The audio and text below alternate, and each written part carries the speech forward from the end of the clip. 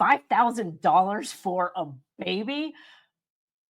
At first I thought maybe we could just pop out 3, 4, 5 babies, but then that's all they give you. That's it, yeah, $5,000 for a baby. This is where we're at right now, an administration trying to figure out why people don't want to have babies while at the same time making life absolutely miserable for people who have children.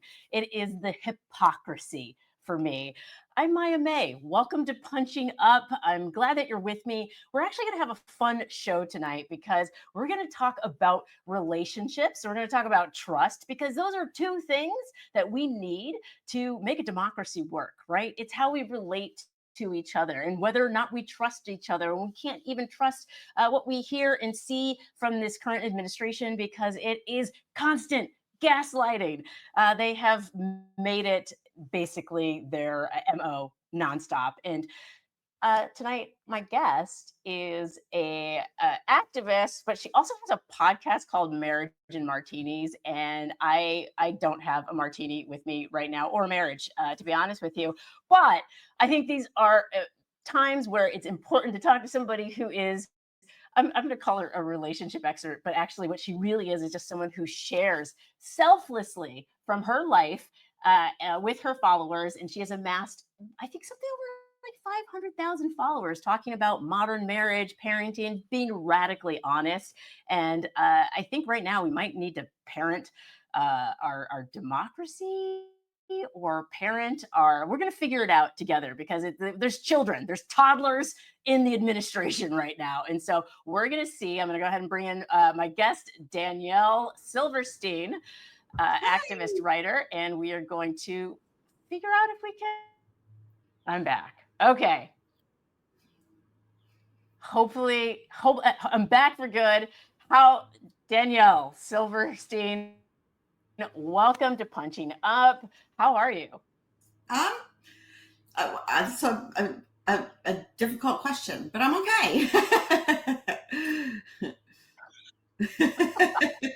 I actually, somebody asked me that, like a customer service agent, and they were like, "And how are you doing today?" And I was like, Yeah. "Really?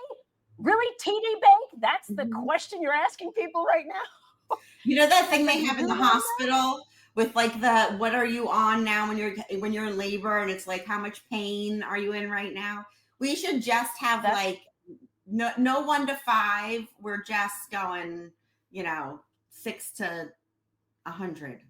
Yeah, it's I bad. like that. I was thinking, or like the emotion wheels that they use in therapy, Yes, like, "How are you feeling yes, right now?" yes, but I've we don't been need like, any of the happy ones. no, it's just well, so here's the I try to grasp bits of happiness where I can, right? And so it's this constant uh underwriting this feeling of like anxiety. And so I'm just like, I'm just gonna insert happiness where I can, which is why I'm glad that I'm talking to you today, because Aw, this is something that brings me joy. So aw, there we me go. There we too. Me too. Thank go. you. So marriage and martinis. That Mhm. doesn't sound political. Were you always political? I really have always been political. Yeah, I come from a pretty political family. I'm lucky enough that I come. Well, I guess that's how they raised us. But I'm lucky enough that I come from a very liberal family. My family has always been my brother and my sister-in-law are in DC fighting for us right now as we speak and everything and doing all that good stuff. But yeah, I was. And I tried really hard to make sure that since my kids were little, that they were pretty politically involved. And my daughter is very, involved. Although I am happy to say she's at college right now. And when the election happened, I was petrified that she was just going to like go into a depression and want to come home. But they're in their little bubble there, thank goodness. So as much as she knows what's going on, they're not watching the news all day or anything. They're in their bubble, so it's good. They're busy. They're busy trying They're to. busy, yeah, yeah. They're like in their little It's nook of the world, so it's good. what has the vibe been like for them on like college campuses right now? Are people starting to get active in seeing everything that's happening, or is it more like we're just going to focus on classwork and let the Yeah. kids are no longer going to save us. Adults, it's your job now. Yeah, I mean, it's interesting because she's in a very, very small liberal arts school, kind of like in the middle of nowhere. I Oh, I think went the to. schools that are in cities, like if you're at NYU, which is where I went, like you're literally Mhm. right at Washington Square Park where everything is happening. So you're constantly, I think, Right. just have, access to get involved right there. You're in the city and everything. I think that where she is, they're kind of cut off from it. I think that they have gone to a protest and stuff, and she does stuff politically, like through her school, but they're not in the throes of it, like in the thick of it. So, which I am actually happy about. She actually comes home in 2 weeks already. I can't believe it, like for the Oh, it is summer. almost summer, isn't it? Yeah, and I'm sort of like, oh no, now she's gonna come home and and I'm gonna have to be so careful because I don't want to drag her into, like I want her to be aware, I want her to be involved, but I also am like, she's 19, it's such a hard balance. So No, she's already like an activist and an advocate all the time just by virtue of who she is. That it's sort of like, mhm. she also just needs to be 19. So it's hard. Yeah. Well, let's talk about that because what is it to be involved, right? But we also don't want it to dominate our lives. I think that's a Yeah. lot of the reason why people do check out entirely. So, how do you talk to her about balance? And is it? I'm starting to think we need to brainstorm ways like, okay, on Tuesdays we don't talk politics or things like that. Right. Where, Like almost like phone, like no screen time is the same kind of thing. Right. Yeah. I yeah, mean, being that she's, I have noticed, and I don't know if this is a general consensus, but I do feel like, even my two boys who are still, one's in middle school, one's in high school. Again, like they know how consumed I am, even though like, yesterday I was at my son's baseball game and I'm cheering and I'm, in the back of my mind, I'm worrying about everything, but I'm like, be present, watch, be in the moment. Um, and they seem okay. I think that they almost, I mean, they already went through the pandemic, which is, they sort of like weren't even fully out of that and healed, and they're back out in the world again, and then this happens, and I think, you know they they've now spent how much of their lives like kind of with no normalcy, and yeah, I so was in gonna this. say, yeah, crisis mode. It feels like we're all operating in crisis mode, Right. And which waiting mode, yeah. Hmm. yeah, well, and it does. It's like, what are we waiting for at this point? Because it does I know. seem that this is Yeah. our new normal, as you're saying, Yeah. and our new normal involves RFK Jr. saying the craziest things Hmm. seemingly every other day that often affect our own families, which we've talked about a bit. And so, your thoughts on this? The list. He wants to make a list. Yeah. I think the hardest part for me is that I do know people who I've since sort of really stepped away from, but I do know people pretty well who are very much on board with what he's doing, who have kids with autism and who have been like waiting for this as if this is, I don't know so much about the list that they've been waiting for that, but they've been waiting for the answers, which to me is just, I can't even wrap my head around it, and to me, I don't know what that stems from. Like, are they looking to not feel like they caused it, even though we know they didn't Mm. cause it?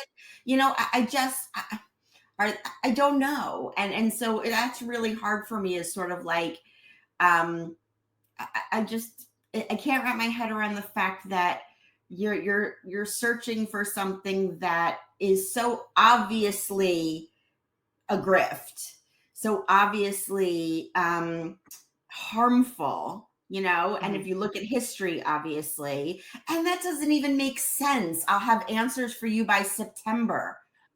What in what research world Do you tell when you're gonna have the answers by before you've even put the team together and figured out like what the funding I'm like, what where That how are it may you I'm guessing it's whenever the product that he wants to pitch is going to be prepared and ready to ship by is maybe his September, book's like they told coming him. out then? I don't know.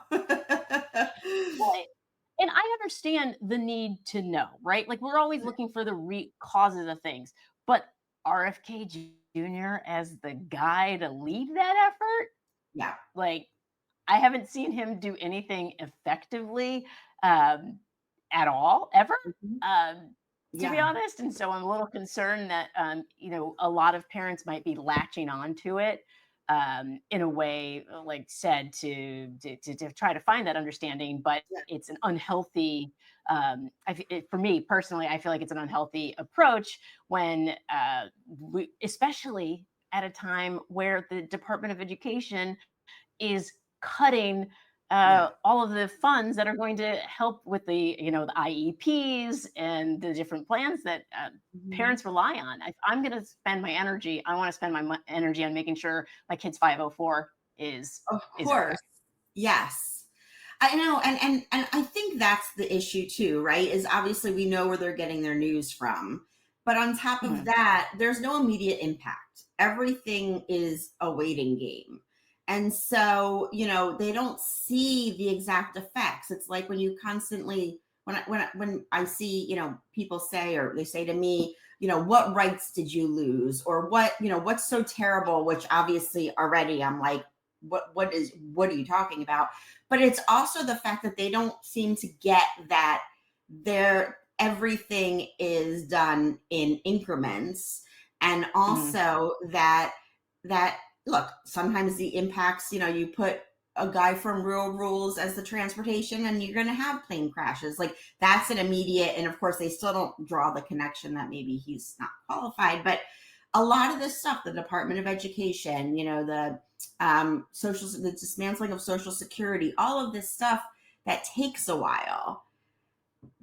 They're not seeing the immediate impacts, and so and I think that also goes back to like when Biden was president and everything was good, and they're like, well, what was everything was so terrible, and it was sort of like, no, no, you just were so comfortable in your life Mhm. that you didn't realize, you know what I mean, like that you didn't have to, you're making up stuff to worry about because you didn't have anything to worry about, or if you did, he was working on it, and so I just I look, I was talking to a friend the other day whose parents are both MAGA, and she's not, and that's really hard Okay. for her for Yeah. many different reasons, but also because she's worried about them financially. And she, I said to her, I was like, I don't get it. Are they just at this point, do they just not want to admit that they're wrong? And she's like, no, they don't want this to be over. She's like, this is their life. Like this is their identity. It's like a TV show, right? Like what's gonna happen next? What are my characters gonna do? Like, and yeah, and it's their entire life. She's like, they go to the rallies with their friends, they go out to dinner with their friends and talk about it. Like, and and they're not feeling the direct impacts, so it's, yeah, she's like, who are they going to be, what's their identity going to be when this is done, what are they going to do with their time, like, which That's sounds, terrifying. yeah, but also I was sort of like, that kind of makes sense, like it is this ongoing thing that they just keep, like if they wanted it to end, you would think they would end it. Well, So I mean, and it goes to like, there's all the talk about third spaces, right? And third places. And that's where people find connection. And for me, like my third space is the gym. Like if my gym mhm, disappeared, like anytime I travel, the first thing I do is find gym. And when I move, first thing I find is gym because that's where my people are. And yeah, so for a lot of these folks, it sounds like we need to find them a different third place. And I don't know what that would be and what yeah, would be as exciting as being able to attend a rally where all yeah, of these celebrity politicians because now there are even more celebrity politicians in the GOP than there were before. And Hmm. so that, wow, your friend just really hit on something there. Yeah, And yes. I don't. I think she was sort of like they don't realize that they don't want it to be over. It's not like they're looking at everything like everyone's suffering. We want it to continue. It's sort of like I don't know. It seems fine to us, and this is our identity, and we always have a reason for being. We are MAGA, and we are, and it's. I know they say the same thing about us. Like, oh, it's your whole identity is politics, and you're in a cult. And I'm like, okay, wait, you tell us we have no leadership, but yet we're in a cult. That doesn't work like that. um, but it is different. I think it is different. I mean, in so many ways it's different, but I don't I don't think that we have this desire to be entertained. We right. want things to be good. I think there is an entertainment value in the other side. And they get to play that macho and that pick me girl and all of the Mm. things that it's performative. It is performative, but I also wonder, do we need to take a page from their book? I think we tried to in some ways with some of the rallies and having the celebrity musicians come through, because what they've managed to do is animate a part of their base that was fairly apolitical, maybe not interested in politics at all, and we've had a hard time motivating our apolitical people. I have plenty of friends who just think both sides are the same, don't pay attention to what's happening, have no idea what's happening. And I check in with them every once in a while, just like, hey, did you Hmm. notice? I mean, and they just don't. Yeah. And so I wonder, do you feel like you've had to step into the role of an educator in a way on your feed, trying to, I don't know, talk people Yeah. out of these ideas? It's been a weird transition on my on my Instagram and our podcast because I think like a lot of people. I mean, I've always been outspoken on my Instagram. Look, I have a gay daughter. I suffer terribly from OCD and had perinatal OCD to the point where like I almost wasn't here. I mean, all of the things, and I've always talked about all of that.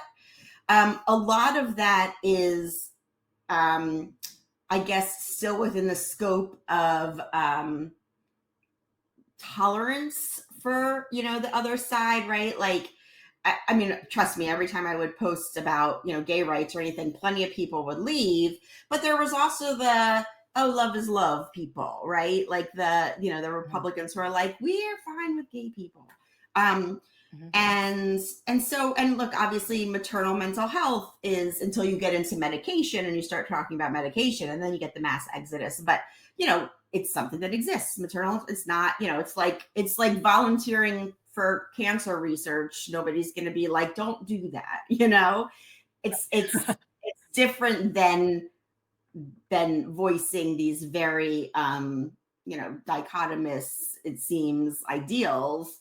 Mhm. And so when the election happened and we really like started talking about it on the podcast, it was so funny because I wanted to talk about it because Adam and I, while we're on the same side, I am much more political than he is.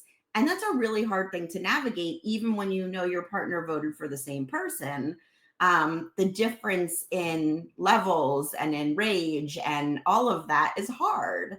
And so then we got a ton of backlash about don't get political. And I was sort of like, okay, well, but an election just happened and everybody had an election. Every married Yeah. couple had an election. Every parent had an election. Like, so there was, I mean, we got so much backlash for that. I mean, there's a period of like 2 weeks or 3 weeks where, usually we have pretty good reviews. Like, you get one Mhm. bad one here and a while. Well, there was a period of about 2 or 3 weeks where it was just like I just took a beating. And of Wow. course, and it's always the woman, but yeah, I just took a complete beating because people, and I don't understand how anybody was like, "Oh, you're not a Trump supporter." Nobody who listens to my podcast or follows me on Instagram should think I'm a Trump supporter. So, but I guess it was the saying it outright. Yeah, maybe they were hoping deep down that you were, and that because you weren't saying anything, that maybe you were, and so they lost that safe space, the Yeah. imaginary safe space. Do you think that's what it is sometimes? Is that it's not that people don't want apolitical creators or creators who talk about relationships or Mhm. cooking, but that they go to that particular space because it is apolitical and they want to check out, and it's just like a jump scare, jarring for them. But it's your platform. Like, you should be able to do whatever you want on your platform. Yeah, it's been hard because and I know I'm doing the right thing, right? But there are Mhm. also times when I have content creator friends who like wouldn't touch this with a 10-foot pole, and have stayed the course with what they were doing and said nothing. And I'm watching their numbers go up, and they're fine, and they haven't lost any brand deals, and I've kind of lost most of my brand deals, which is like fine. I didn't want to, I don't want to promote your product anyway if you're uh and and so watching that has been a little bit hard, not just because not because I'm jealous, but because I'm sort of like, why do we get to do the work and you get to sit over there and just like continue like everything's happening? Except I think some of them are probably Trump supporters and they're happy and that's why they haven't said anything, but some of them probably voted for Kamala and are just sort of now like, all right, I did my part, I voted, I'm done, I did what I could, she lost. Mhm. um but it's been very hard because I think with the podcast listeners, one thing that I noticed, because I have some friends who are like this too, I think that they do believe that they identify with our values. Mhm. I think that they do think to themselves, "Oh, well, I'm an accepting parent, and I want everyone to be kind to everybody, and I want, I believe in taking care of your mental health, and like all those things." I think that they really very much feel that they align with, until something like this happens and you very blatantly pointed out that no, you don't. Because it was going so far as to people saying, well, I'm a conservative. I made a couple of reels that were like, people were like, I'm a conservative, but I also have liberal values. No, no, no, no, no. You saw my face. I was Nope, like, "Mm." nope, nope, nope. You don't get to do that, right? Like, if you voted for him, you have to look yourself in the mirror and know that that person looking back for you does not care about women's rights, does not care about the LGBTQ community. Like, you do not get to have it both ways. And so when people always say like, why do you always speak up and everything? I think part of it also is that like there needs to be accountability. Mhm. And I think that that if a lot of what's happened, and I notice this a lot with my husband's side of the family, who does have Trump supporters on his side, family occasions are the same. Nobody talks about anything. And I stopped going because I was like, I can't be in that environment and just pretend like there's nothing going on. And then I feel like that they get away with being able to just feel like they're still good people, and stay in their little bubbles. And I'm sort of like, there's not many places where they're getting the truth, even though I know I'm not changing anybody's mind. Mhm. They're still getting a piece of the truth, and they always look. They always go in circles. It's either fake news or it's whatever their crazy excuse is. But they're at least hearing it, and I know it doesn't. I don't know if it helps or not, but Mhm. I can't just let them think that everything is, they're just still good people. I can't. It's my biggest frustration as well. When I don't post a lot, it's because I'm seething with anger Yeah. at people who are not either using their platforms in the way that I feel would Mhm. prevent fascism, or people who are out and out just blatantly allowing everyone else to do the work Yeah. while they enjoy the benefits of democracy. And Mhm. like you said earlier, like everything is political. Mhm. Policies affect people, and so this idea that all of us have to do the work and half of us do and half of us don't drives me nuts. Mhm. And I there's a quote. Sarah McBride was on one of the podcasts, Pod Save America, I think, and Oh, she was yeah. quoting her dad, and I loved it. I'm gonna like totally botch the quote, but it's basically like, if we all have a little bit of courage, no one has to have all the courage or be brave. And I think that really hit home for me, because it is the people that I know and the platforms that I see, millions of followers, and I'm like, if you were just a little bit brave, people look Yeah. up to you. And so if you're Yeah. just a little bit brave, we actually might be able to get out of this sooner, Yeah. and it's going to prevent suffering. Yeah. um, and so that's a tough one, because it's also like, we don't want to be judgy. Everybody has their own reasons for doing things, but Yeah. also sometimes I want to be real judgy. Oh, yeah. No, I'm super judgy. Yeah. There was just a quote the other day that said, "I don't support all you women. Some of you bitches are real dumb." So like, and that's the thing, like, I think those things, and I'm like, Yeah. a lot of the times, like, I'm really trying to be the bigger person, because I'm like, Yeah. okay, I call it Yeah. high frequency actions, when I'm like, what's the highest frequency? Like, what's the, because I talk the woo-woo language. I'm like, what's the best response I can have to this? What's the petty response? Because I don't think people realize how petty I actually think No. And listen, versus I how I mean, at actually this act. point, we're so beyond that. We had 4 years of that already. Like, we're 10 years into this shit.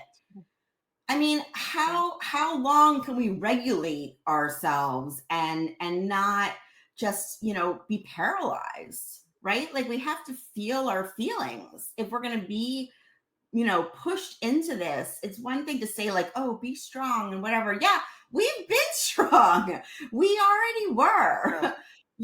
And like, This I is think true. that we go in and out of it, right? Like, I think some days I wake up and I'm like, I think today's gonna be okay. I might make it through. And then, like, a few hours later, I'm like, I gotta crawl back into bed. Like, and I think but to who knows how much longer we're going to be existing side by side with these people. And I will not spend the rest of my life, you know, like, pretending that we all fit as one big happy family.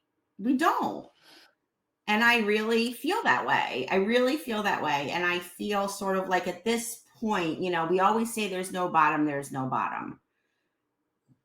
We are at a point now where, if look, I know a lot of it is Fox News, right? I know that, really, it's Fox News and Rupert Murdoch, and, the Joe Rogans and the Charlie Kirks and all those people are all you know the ones. It's not the rural people who are, they're getting what they're getting. But Mhm. it also is to the point where it's, you if you can't look around and see the fear that everybody is living in, and you're saying this is exactly what we voted for, how can I live alongside you? I'm How can I having a sit? hot flash. Yeah, I like, I knew it was gonna I knew it was gonna happen. yeah, It's like, upsetting.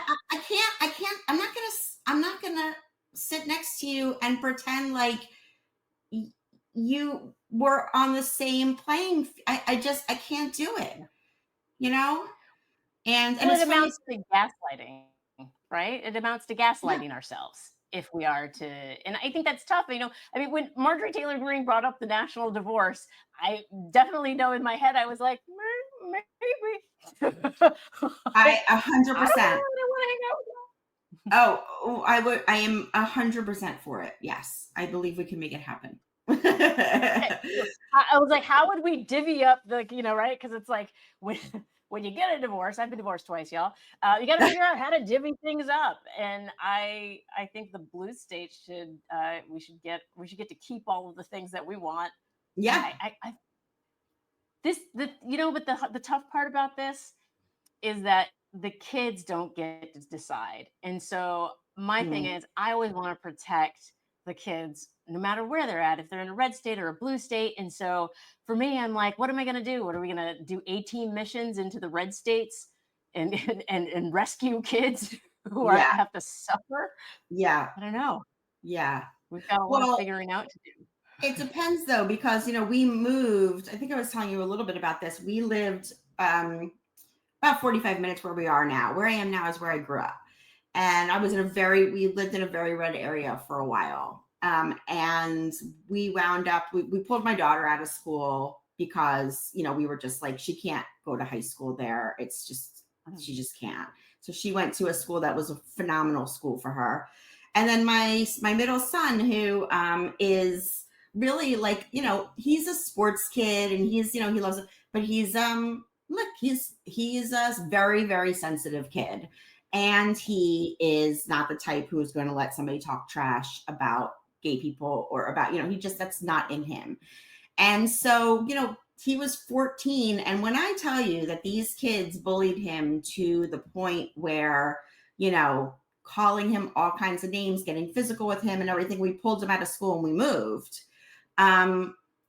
14, they were doing exactly what their parents were doing, in what they were seeing with their parents say about gay people, about Mhm. empathy, all of that, and how soft, boys are, and we're taking away their masculinity. They were pretty young to still, and I don't know that on a mass scale that is something that can change when they've been conditioned like that. Maybe, I don't know. Well, But that's yeah, that's and I just saw Adolescence. I haven't watched the whole thing, but seeing and I talked to my daughter. I'm like, is this really how like the young guys are right now? My daughter's a senior in high school, and the cruelty that they've been exposed to, yeah. and then I think the pandemic has put us in a really tricky spot because it is supposed to be us, the parents, right, who are like, hey, this the cruelty is not the point. And bullies drive me nuts, and Hmm. so but now bullies are rewarded.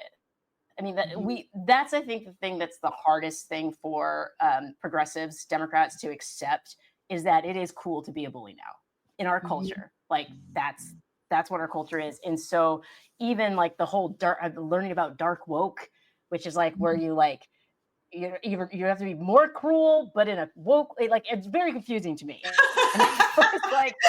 I was like, my daughter was explaining this to me, and it's like, because then they'll respect you, right? Like if you can be absolutely cruel back to them. And I'm like, well, this just feels like a race to the bottom to me, Yeah. you know. And I'm Right. like, I don't know if we can Aikido our way through it and somehow be cruel, but then also show them like, hey, I did that, but I'm actually a good person, and you should be a good person too. Like Hmm. it, it seems like we are spiraling in many ways, which is why I try to Yeah. ask myself every day, I'm like, how can I be a part of the solution? Hmm. When a lot of times I just want to scream at everybody I see. So I don't know. I don't I know know. what we're going to do, but as the host of Marriage and Martinis, what would you say? What would you say is, if, let's say America had to stay together, we could not go our separate ways. Oof. What does America need to stay together? Listen, I don't see, I don't see, it's such a tricky situation because obviously the First Amendment and free speech. I don't see with Fox News being around this being able to end. I Mm, honestly think that is the machine, and and I think that at some point either all of the left billionaires, and I don't even know who they are or how many of them there are or whatever, need to buy it. Or, or Rupert Murdoch finally has, look, how many lives is he responsible for, right? How many lives?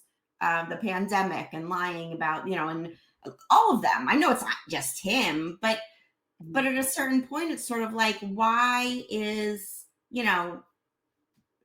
it's like the Sorkin family with fentanyl, and they're in their nice homes. They lost some money, but all the people who took the fentanyl are in jail because they've, stolen, or they were doing illegal things. And it's the same kind of thing, right? Like Rupert Murdoch is just in his little, wherever he lives, and has everybody else out there ruining the country. And so it gets to be where it's sort of like, where is the line? What is, I don't know, is it not hate speech when you say that an immigrant who got deported is a criminal when they really weren't? Why is that allowed? Right. And again and again, and from the Oval Office. And it's sort Well, of like, at what point is that okay to not to be part of the First Amendment? I don't know, and yeah, that's the I mean, hard part.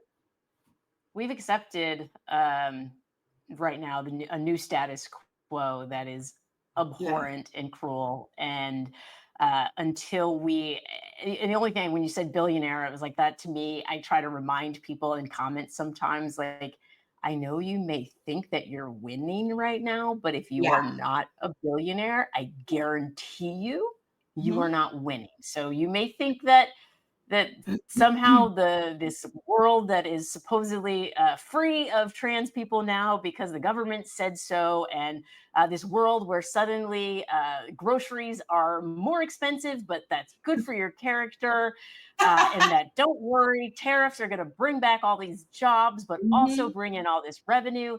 Like at some point, that's actually not going to pan out for you. And mhm. so banding together against the billionaires, against the Rupert Murdochs of the world. Like I think that's all I think it can do is remind people that they're Yeah, not a billionaire. You don't get to go to the bunker. You don't get to go to yeah, Mars. yeah. I know I mean, it, like, there needs to be like some kind of deprogramming, like some kind of, RFK Jr. talks about like putting everybody in camps or whatever. Like, I don't know, maybe we need some kind of like support groups where we like all sit around and kind of, Therapy. yeah, or just exposed to the truth. Like, you are going to sit and you are going to watch this until it is over. And Yeah. you are going to not be able to see the Fox News version of it. you I know? think we've just brainstormed the solution. We're somehow going to do malicious compliance with conversion therapy in the places where they've legalized conversion therapy. And we are going to make it so that you can Yes, force somebody into yes, conversion therapy to convert them from being a Fox News viewer to being yep. somebody who lives in reality. That's Well, it. some of these states are wanting to bring if they bring conversion therapy back, this counts as part of it. No, This is going to be part of 100%. That's it. That's it. Done. We've it. done. We figured it out. It only took us 40 minutes, but we figured it out. I know. Danielle, I knew we would. If you put two minds Listen, together, absolutely. Absolutely. We have all the ideas. yeah, we have all the ideas. Now we just need to get them to listen and implement. So we need a nice billionaire to fund this bill. We need our own Heritage That's what Foundation I'm writing the saying. legislation for this. Yeah. No. That's what I'm saying. Where are our billionaires? I don't know who you Yeah. are, but please, if you're out Yeah. there, we need you. Hello. Yeah. Hello. Like I don't know, like a Mhm. signal, like Right. a whistle. We don't Hello. want to go to Please. Yeah. space. We This is the just thing. want the Department of Education. Yeah. Exactly. And they think they're going to be safe in their bunkers. I'm like, oh no, we'll find you. Oh, yeah. Oh, I We'll always find you. say, I tell everybody all the time because the people who have come at me on Facebook for years and my old friends and family members and everything, I have all the screenshots when they're scrubbing their social media in however long it's going to be. Oh no, I have them all and I will be one day they will all be published. So I love no, it. no, A you book may with not tell your screenshots. grandkids that you were on the good side. No, no, I have the receipts. Yeah, I like it. I like it. That'll be the new slideshow, I'm not right? bitter. Exhibit A. Danielle, this has been amazing. I'm so glad that you were able to join me. Please check out her podcast, Marriage Martinis. You can subscribe Spotify, Yep. iTunes, all the places. And I Uh, also have a new group for women who want to come and hang out and rage together. We're having a good I time. saw So that. I was like, for the perimenopausal and menopausal women who can't sleep at night, yes, please join you don't have to be join menopausal or Danielle. perimenopausal. We need all ages in. We need All, all all voices. ages. Yeah. All ages. I love it. Absolutely love it. Thank you so much. Thank And I you. will. I might pop into this group, so perhaps You I will see better. you. I'll send you a link. I'll send you a link. All right. Thank you Awesome. so much. Thanks, Danielle. All right, guys. We're on a mission. We have to get the legislation written, apparently, to get people off of Fox News. We're going to figure out a way. I'm so glad that Danielle was able to join me in this conversation because truly, this is a family affair. And so we should be talking to our family about these things, and we should not allow them to gaslight us, and we shouldn't gaslight ourselves into thinking that anything that's happening right now is okay. We need to speak up and be loud, and sure, take breaks. I think that's an important thing. And so maybe we do pick a day a week or 2 days a week, or maybe however you want to do it, where you're not super plugged in. And then you'll be able to come back with more energy. And so, yes, let's build a culture of working together to make a difference in taking breaks. I think we can do it. I've been Maya May. This has been Punching Out. Thank you for joining me. Check out Lincoln Square Media's other shows, and I will see you next week.